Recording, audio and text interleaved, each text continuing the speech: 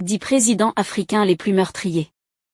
L'Afrique a toujours été vue par les grandes puissances comme un champ de bataille à cause de l'ensemble de ses ressources naturelles, mais aussi à cause du fait que les Africains sont parfois considérés comme les êtres de peu de valeur.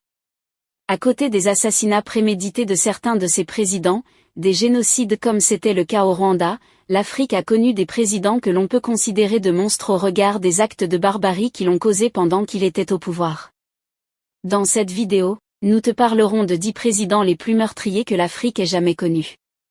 Accroche-toi, car il y a des présidents en exercice que tu n'imagines même pas, qui ont assassiné tellement de personnes. Nous te dévoilons tout dans cette vidéo, mais avant, n'oublie pas de t'abonner et à cliquer sur la cloche de notification pour ne pas rater nos prochaines vidéos. Numéro 1. Mengistu El Mariam avec à son actif 1,5 million de décès. En tant que président de l'Éthiopie et colonel du Derg, milice communiste, Mengistu avait systématiquement tué tous ceux qui étaient contre lui. Mengistu El Mariam, né le 21 mai 1937 à Woleta en Éthiopie, est un officier éthiopien, lieutenant-colonel, chef de l'État de 1977 à 1991, qualifié de dictateur sanguinaire. Il est à la tête du Derg à partir de juillet 1974. Cette junte militaire prend le pouvoir durant la révolution éthiopienne de 1974 et abolit le système féodal.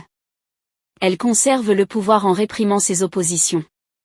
Après l'instauration d'une démocratie populaire, Mengistu devient chef de l'État. Après la défaite de l'armée éthiopienne devant le Front démocratique révolutionnaire du peuple éthiopien en mai 1991, Mengistu se réfugie au Zimbabwe, sous la protection de Robert Mugabe. Il est condamné pour génocide, par contumace à la réclusion à perpétuité, puis, en appel il est mort le 26 mai 2008. Numéro 2. Yakubu Gowon était un dévastateur avec à son actif 1,1 million de décès.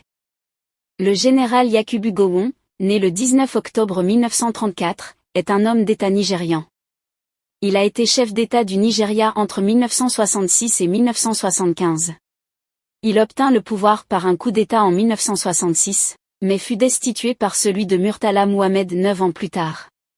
Cette période fut marquée par la guerre du Biafra, qui tua plus de 100 000 soldats et plus d'1 million de civils. Numéro 3. Idi Amin a causé entre 250 000 à 300 000 décès.